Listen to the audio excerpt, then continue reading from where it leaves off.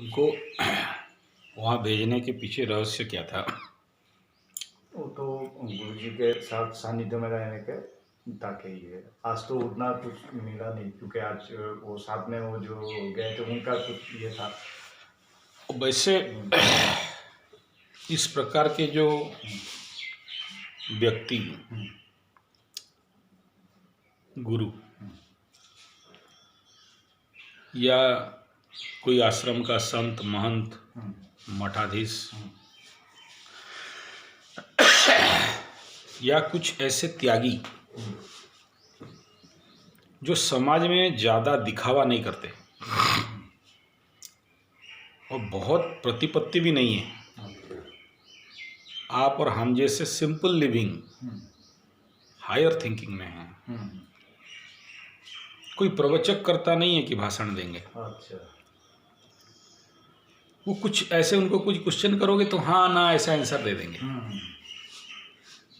लेकिन उनका ऑरा आभा मंडल ऐसा है कि उनके पास ही बैठ जाओ तो तुमसे वो बहुत सारा एनर्जी निकाल खींच लेता है। और तो वहाँ ऐसे बैठे रहो, उनको ऑटोमेटिक आएगा, तुम्हारा हिस्ट्री ज्योग्राफी मैथ साइंस सब बोल देंगे, फ्यूचर बोल देंगे, उनको पता चल जाता है। उनका बहुत ज़्यादा शिष्य नहीं, और जो भी शिष्य हैं बहुत कम हैं। एंड ही बिलीव इन यज्ञ। तो मैं इसीलिए बोला कि 5 दिन उस यज्ञ में भाग लेना। देखो, एक तो यज्ञ कभी कभार होता है, 1 दिन का 2 दिन का ऐसा, या मेरे जैसे जो पागल होगा हर दिन यज्ञ करता है। स्टॉक घी, स्टॉक समीध, स्टॉक लकड़ी, देखे हो मेरे पास स्टॉक रहता है। पर्सनल 4-4, 5-5 यज्ञ कुंड है। कहीं भी जाता हूँ तो यज्ञ हवन करने का प्रयास करता हूँ। It is a separate factor, मेरा टारगेट अलग है। लेकिन ऐसा व्यक्ति, मैं बोला कि आपको उनके साथ कितना ज़्यादा समय रहना है। तो आप जैसे जो भटका हुआ आदमी है उसको एक ठहराव मिल जाता है, बहुत कुछ आपका ऑरा अपने आप साफ हो जाता है। तीसरा, जो यज्ञ हवन हो रहा है वो सामान्य हवन नहीं है। ये तो ये मैं थोड़ा उन्होंने मुझे बोल रहे थे उधर कल जो बैठे, तब तो मैं और उन्होंने ही थे और कोई था नहीं, तो तभी बात कर रहा था कि ये सत्ययुग में जो दक्ष प्रजापति जी किया था वही यज्ञ ये है, मतलब दूसरा। और मैंने पूछा कि हर युग में ये होता है कि, बोला नहीं ऐसा हर युग में होता नहीं। तो यज्ञ क्या होता है, कौन सा सतयुग का है, कौन सा त्रेता का, कौन सा द्वापर का, कौन सा कली का, वो इम्पोर्टेंट नहीं है। अच्छा। यज्ञ भी इम्पोर्टेंट नहीं है। इम्पोर्टेंट पार्ट है कि हम उस यज्ञ पे बैठ के हमारे अंदर क्या हो रहा है। मैं क्या बोला, देखो सीखो बोल के तो नहीं बोला, क्योंकि आगे चल के तो तुम्हें नहीं करना है, बाबा तो नहीं बनना है। इस प्रकार का बाबा नहीं बनना। हो सकता है बाबा बनो। तो यज्ञ का इम्पैक्ट तुम्हारे अंदर क्या आ रहा है, और उस यज्ञ के मंत्र से, आहुति से जो साइंटिफिक केमिकल एक्शन रिएक्शन हो रहा है वो तुम्हारे माइंड फॉइल को क्या कर रहा है। जैसे तुम बोला, अच्छा लगा कि तुम बोल दिया कि नो थॉट एट ऑल। ठीक है, no thought at all is good, मतलब तुम तो समाधि पा गया।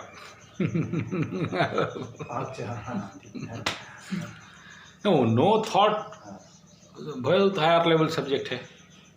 अच्छा, हाँ वो मतलब मैं उस लेवल का नहीं बोल रहा हूँ, मैं उर्दू लगा ही है ना। हाँ, तो उतना तो पाना मतलब बहुत बड़ा बात है।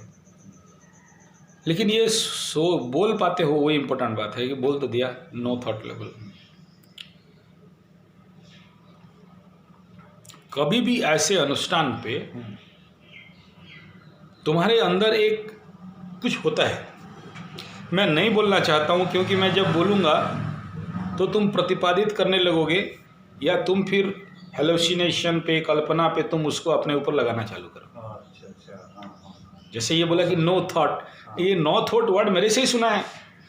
हाँ, मैं वो लय संबोधने चित्तम विक्षिप्तम समय पूनम का उसमें एक्सप्लेनेशन दे रहा था मेरा टॉक में, तो तुम बोला नो थॉट।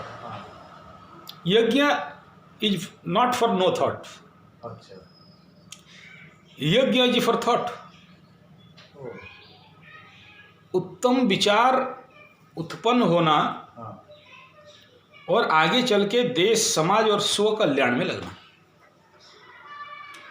हवन करके कोई नो थॉट पोजीशन पे पहुंचे, वेरी रेयर। हर चीज का अलग अलग लक्ष्य है। लेकिन उसके लिए तो जानना जरूरी है ना कि ये पर्पस क्या है इसका, जो नहीं जानने से तो फिर जान गया ना तुम। सर्वसंकल्प परित्यागी भक्ति मनवे प्रियो नर, नो संकल्प, ना संकल्प ना विकल्प, इसलिए कर रहा हूं नहीं। बट अपने को मैं बोला कि वहां झोंक दो, उस यज्ञ में तुम भी आहुति बन जाओ और उसमें तुम्हें जो सामने कर्म आ रहा है, ऑर्डर, या फिर तुम्हें लग रहा है कि ये काम करना है तो करो एज ए आहुति। तुम खड़ा है और वो लड़की लोग, औरत लोग बासन साफ कर रहे हैं, तो तुम्हें भी करना है। अच्छा, वो ब्राह्मण खा के उठा, वो खुद अपना थाली लेके चला गया, तुम तुरंत जाके उसको उठा लेना है। क्यों?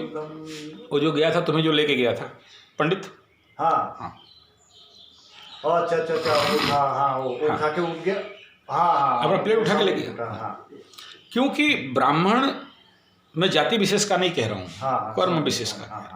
ब्राह्मण तो तुम भी हो, बनर्जी, मुखर्जी, चटर्जी, द्विवेदी, आचार्य हो, लेकिन तुम वहां पर तुम्हारा पेंडिंग कर्म 9th शनि का नेगेटिव इम्पैक्ट को काटने गए हो। अच्छा, एक आश्रम का कर्म, मैं तो नहीं कह रहा हूँ कि आश्रम में 50,000 लाख दे दो और कुछ बना दो, सही। वो 50 लाख से भी ज़्यादा है। तुम्हारा पाप कट जाता है जब तुम किसी आश्रम का सेवा करते हो बिना खा के, बिना कोई आशा का। It is a कर्मयोगा in the form of यज्ञ। इसलिए पहले समझो व्हाट इज कॉल्ड यज्ञ। अब मैं यज्ञ का थीसिस, फिलोसफी समझाऊं तो बहुत लंबा है, मैं बेसिक लेवल पे कहूँगा। यज्ञ पद्धति, जैसे तुम मेरे को बोला कि भारतीय संस्कृति जानना है, संस्कार को जानना है, मुझे पता नहीं, मैं इंग्लिश मीडियम में पढ़ा हूँ, भारत का क्या है, संस्कृत सीखना है। कौन इंग्लिश मीडियम में? मैं इंग्लिश मीडियम, तो जनरल मीडियम, ठीक है, बट मैं कॉलेज पढ़ा हूँ। हाँ, देखो वहाँ 2 पंडित थे, एक संस्कृत यूनिवर्सिटी से पढ़ के आया, बहुत जानता है। कहाँ उधर? मैं जयपुर में था। नहीं, यहाँ बहुत जानता है, शब्द रूप, छंदी विषय सब जानता है। संस्कृत का स्कॉलर है, यूनिवर्सिटी सर्टिफिकेट, डिग्री होल्डर। एक नो डिग्री, लेकिन एक मंत्र करेगा तुम्हारा पैंट खोल देगा। किसी को भूत ऊत पकड़ा हो या साइकोलॉजिकल प्रॉब्लम हो या इस प्रकार का प्रेत बाधा हो, वो ब्राह्मण के पास कुछ देर बैठना, समझ में आ जाएगा। वो नीम का पत्ता पकड़ेगा और ये पकड़ेगा और ऐसा करके मंत्र करेगा, 5 मिनट में ओके। तुम भी अपने एक बार सफाई करा लो। It is not belongs to Sanskrit university, you have no certificate, he don't know anything about बालका यू नो निन्नाद ढक्काम नभ पंचबारम, ऐसा वो नहीं जानता है। वो उसका दादा परदादा बताए थे, वो रट लिया है और रटते रटते रटते रटते उसमें सिद्धि भी हो गया है। और वो उसके पास गुप्त मंत्र है, मारेगा एक मंत्र, फूंक के पानी दे देगा, तुम्हारा सारा बीमारी ठीक। दोनों में से अच्छा कौन है? सर्टिफिकेट लेना डिग्री वाला, बहुत सारा इन्फॉर्मेशन रखना, सर्टिफिकेट को तो अगेंस्ट होना चाहिए। बहुत जानता है वो, लेकिन उस जानने का क्या मतलब है? क्या मतलब अगर अप्लाई ना कर सके? तुम्हारे पास तलवार भी है, भुजाली भी है, बंदूक भी है, छुरी भी है, पीन भी है, सब कुछ रखा है, टेंटा भाला छुरा तलवार सब है, और मेरे पास कुछ नहीं है। मैं खाली जानता हूँ एक पंच मारूंगा और 32 गिरा दूंगा, या एक छुरी जानता हूँ, बहुत अच्छा से चलाने जानता, मास्टर इन छुरी, मारूंगा मतलब तलवार को भी भेद के भागेगा। दोनों में से बेस्ट कौन सा है? How much knowledge you have that is not important, but how much practice, तुम सिद्धि कितना पाया है और सिद्धि में कॉन्फिडेंस कितना है, वो निर्भर करता है। तब जाके लाइफ में ज्ञान और ज्ञान का प्रयोग, सेम इन यज्ञ, एक तो बहुत पंडित ब्राह्मण लोग यज्ञ हवन करता है, पूरे नियम कानून के साथ करता है, ठीक है, कुशांडी के साथ करता है, पूरे नियम निष्ठा काष्ठा के साथ करता है। इनका कोई नियम नहीं है, लेकिन हवन करके एकदम ऐसा ही रिजल्ट देंगे कि असंभव हो जाता है। तो something difference between degree certificate and practice होता है। मेरे पास करीब 250 वैद्य हैं जो लोग नॉन सर्टिफिकेटेड हैं, और ऐसे भी हैं वैद्य जो आयुर्वेद यूनिवर्सिटी, आयुर्वेद कॉलेज से डिग्री प्राप्त है, वो तो किसी काम का नहीं है। कुछ गवर्नमेंट का भी आयुर्वेद डॉक्टर हैं। लेकिन मेरा जो 200 वैद्य है पूरा एरिया को संभाल के रखा है, कोई पैसे का केवल क्लेम नहीं है उनका। मेरा चैनल में भी जाओगे, उनके साथ बहुत मीटिंग होता है, क्योंकि वो लोग आ जाते हैं मेरे पास नक्षत्र पद का जड़ी बूटी संग्रह बारे में, मेरे को कुंडली दिखाते हैं, मतलब मुहूर्त निकालते हैं। तो इसी हिसाब में मैं संगठन बना दिया हूँ, किस नक्षत्र में पुष्या गुरु, पुष्या शनि, पुष्या रवि में क्या निकालना, कैसे निकालना, तुमको निकालने से कोई प्रॉब्लम तो नहीं होगा, क्योंकि जो निकालता है उसके ऊपर भी इफेक्ट पड़ता है। तो वो सारा मेरे से आते हैं निर्णय करने के लिए, मैं निर्णय देता हूँ और फिर वो करते हैं। तो यज्ञ हवन भारतीय संस्कृति का एक बहुत बड़ा मेरुदंड है, नो डाउट। भारतीय संस्कृति अगर तुम मुझे पूछो, एक बहुत लंबा चैप्टर है, लेकिन पूज्य गुरुदेव राम शर्मा आचार्य के भाषा में गौ, गंगा, गीता और गायत्री,